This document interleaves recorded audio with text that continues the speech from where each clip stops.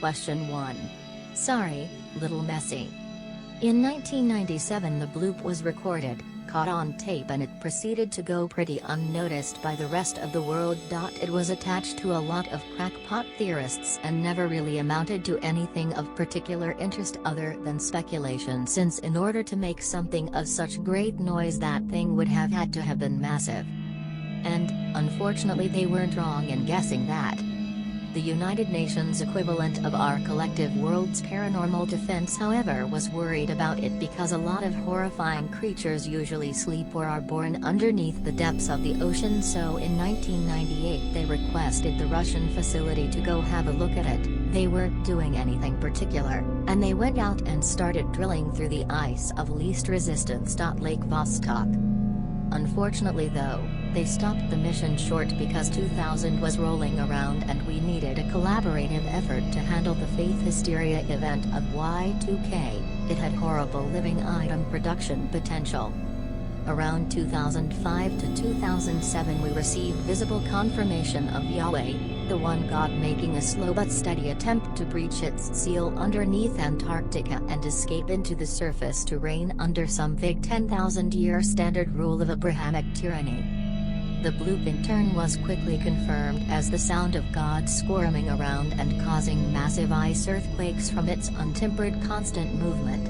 It was also explaining the massive influx of paranormal activity from 2000 to 2012, as even though atheist and agnostic rates were rising, so was paranormal activity.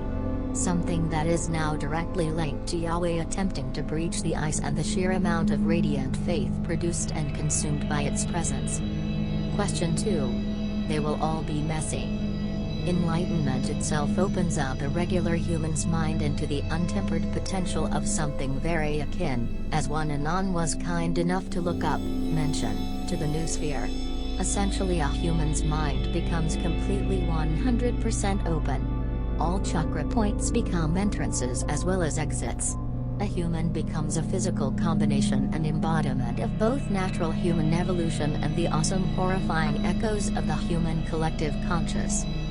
Through this power, human no longer feels, a human no longer hungers, desires, a human no longer grows bored, and a human knows everything any other psychic human knows within a collective bouncing radius of other humans.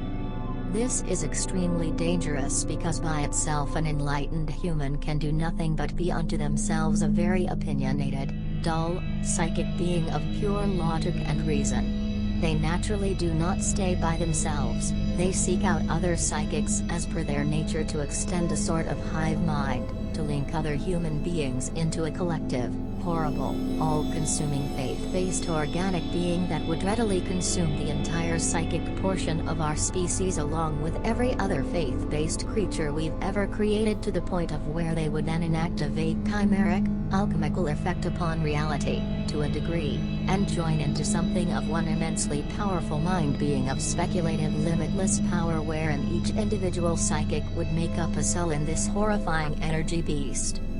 We stop this for obvious reasons. Q. Did the Nazis hold the original Holy Lands? Do you know where it is now?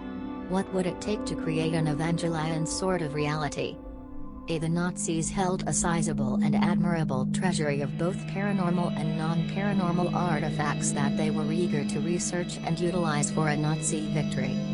However, what you're asking for is super-duper pooper doomsday paranormal artifacts, yes? Not the meandering little trinkets the Nazis stole or the industry-grade steel the Italians stole from ancient Greek ruins?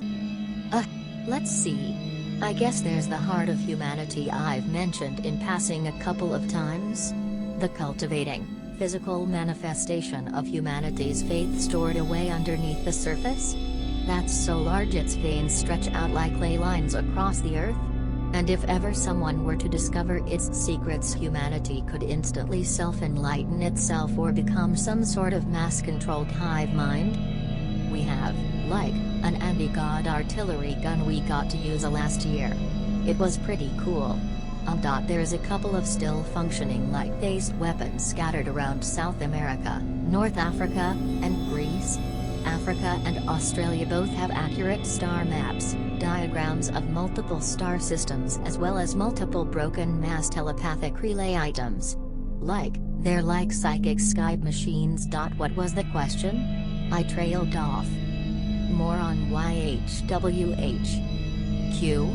Did Yahweh come about before man understood what it was, or did they know what they were doing from the start? A. Yahweh was sort of a collective deal of all progressive or civilized mankind.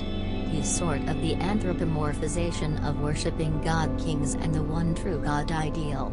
He's been around since Babylonian, Mesopotamian, Green Belt times. And he's always had quite a radiant lawful evil sort of presence.